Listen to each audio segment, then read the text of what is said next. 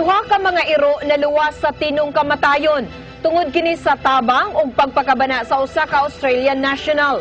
Nasayran nga ang duha ka mga iro gipalabay di ay sa ilang amo kay di na ganahan nga mubuhi kanila. Ang eksklusibong kasayuran ihatod ni Femery Dumabo.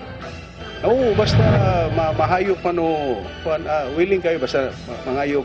Dili lang di ay mga tao nga nag-ungaw sa peligro o sa mga katalagman.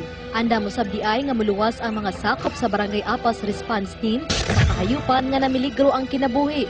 Sila maoy gitawagan ni Cebu City Veterinarian Dr. Pilar Romero aron pagtuwas sa duha ka mga iro nga gingon tuyo nga gihagbong sa bungaw dinhi sa may Golden View Subdivision sa Banawa, sakop sa Barangay Guadalupe ning syudad.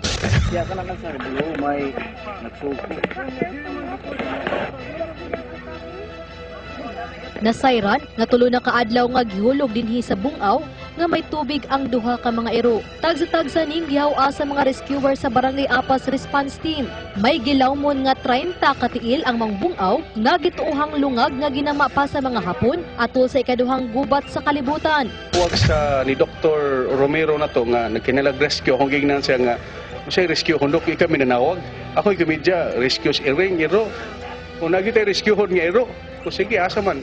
And ay di sila kasuod kay dako man kasi ang bangag no na 30 feet ang gilakmon wa may kapasidad ang taga katuman kupay giro mo tong nitabang atong Apas Emergency Response Team para rescue sa ero. So na-rescue ginato in less than 30 minutes. Ang Australian national nga si Frank Burnham mao'y mitawag kang Dr. Romero tungod sa iyang dakong kaluoy sa duha ka mga ero nga tulo ka adlaw na nga nagtampisaw sa bungaw nga dunay tubig. The Cebu Count, where I spoke to a lady veterinarian.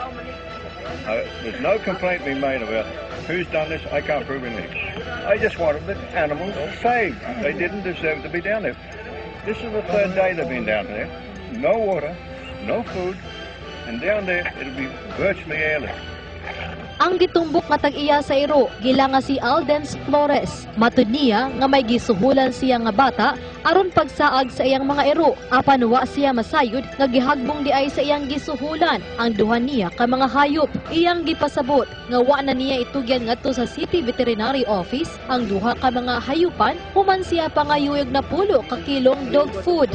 Apan matud ni Dr. Romero nga nalatid sa balaod ang pagbilin og napulo ka kilong dog food sa mga tag-iya nga motugyan sa ilang mga binuhing hayop diha sa ilang buhatan. Gipadayag ni Dr. Romero nga yagyod nga pasakaan og kaso si Flores tungod sa iyang gibuhat. Yes, animal welfare. Sa katong tagi Ang tag-iya mo ang kuno ron kay reklamo din. sa barangay. Hangyo siya. Hangyo sa imo sa barangay o lisod sa hangyo diri sa amo nga di naman gid na mo makayat. At even hangyo o gisulti lang gyud sila. Ang duha ka mga ero kasamtangan karon nga naa sa kustodiya sa buhatan ni Dr. Romero samtang gihikay na nila ang kaso batok sa tag-iya sa duha ka mga mananap. Femery Dumabo, CCTN News.